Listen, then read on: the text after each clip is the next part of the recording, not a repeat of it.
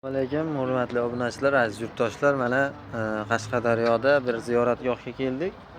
Qarshi shahrida ekan. Bu Amir Temur bobomizni qurdirgan masjidlar ekan. Bu yer qadimiy masjid ekan, eski masjid ekan. Mana orqamizda turibdi. Hozir ichkariga kira olmadik, qulf ekan, bekiq ekan. Ochilsa, xudo xolasa ichkarini ham ko'rsatib o'tamiz. O'sha eski davrda qurilgan masjid ekan. Bu yerdan vaqtlar o'tib, o'sha SSR davriga kelib, bizni qadriyatlarimizni sindirish maqsadida bu yerdan qamoqxona sifatida foydalanishgan ekan. Mana shu bitta xonaga 50 nechta ham odamni kichkina xonaga sig'dirgan ekan.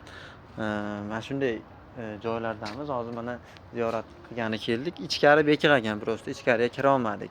Amir Temur bobomizni mana qurdirgan masjid ekan. Odina masjidi deyilar ekan bu yerimiz. Bu yerimizda mana Qatag'on qurbonlari xotirasi muzeyi deb yozib qo'yilgan mana. Mana shunday ekan.